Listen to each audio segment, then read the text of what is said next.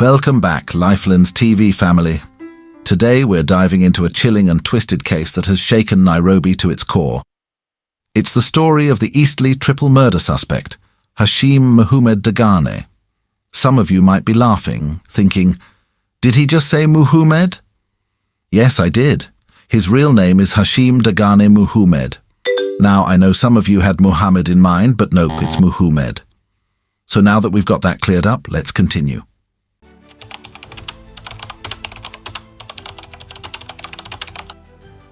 A name that's become synonymous with fear in recent weeks. But what you may not know is that Dagane's story has taken an even darker turn, with a possible link to a gruesome murder that occurred on the morning of October 31st this year.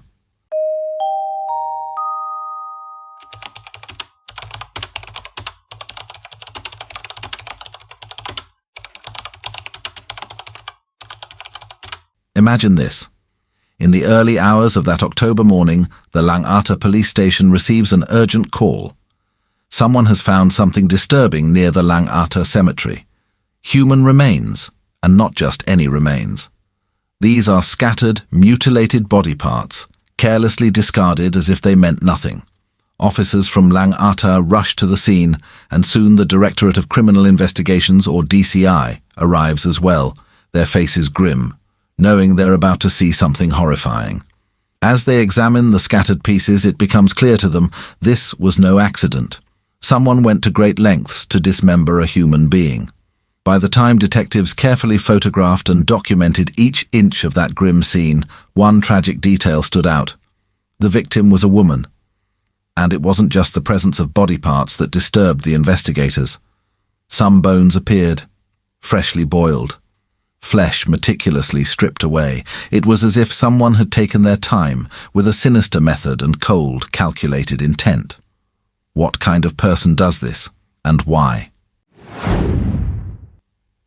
Nairobi Police Chief Adamson Bungay, at the time, expressed his team's shock and frustration. They had no identity, no clear motive, just scattered clues from a crime that spoke of something deeply, disturbingly personal. Now, who was this victim? What could have driven someone to this unimaginable act? This chilling discovery near Langata Cemetery raises so many questions.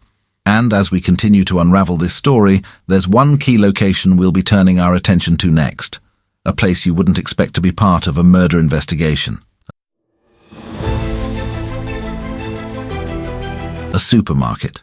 Stay tuned because the pieces of this puzzle are just beginning to come together.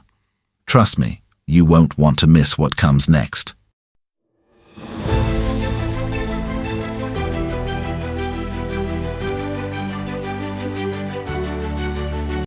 Welcome back.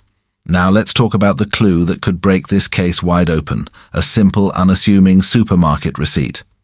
At first glance, it seemed like just another piece of paper, maybe even just litter among the horrific scene near Langata Cemetery. But sometimes the smallest things carry the biggest answers. This receipt, recovered by investigators, led them to a well-known supermarket here in Nairobi. And while it wasn't initially clear if this scrap of paper had any link to the crime, detectives decided to follow its trail. Why? Because the receipt held a few critical details that could mean the difference between a dead end and a breakthrough. Let me paint the picture for you. The receipt showed the name of the supermarket, the exact time of purchase, and the payment method, M-Pesa. This meant that somewhere in those records was a mobile number tied to that transaction, and that number could lead investigators directly to the shopper's identity.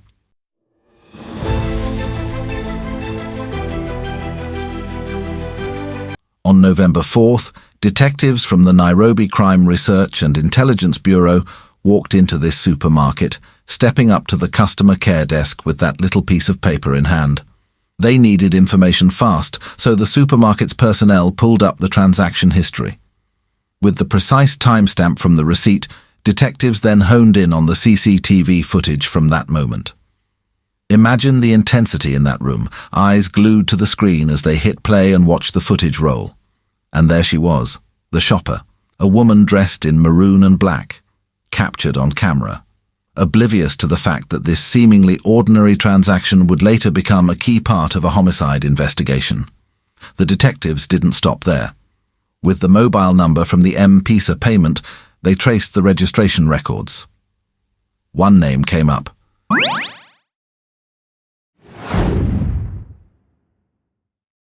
Deka Abdinur Gorone.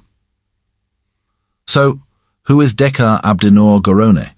How does her identity connect to the horrifying discovery near Langata? And, if she's the victim, what led her to this tragic fate? We're on the edge of a revelation here, one that just might bring us closer to understanding the events surrounding her death. But there's still more. More questions, more leads, and one more place to look. Next up, we'll follow another crucial element that could bring this puzzle together. Stay with us. The story's only just beginning.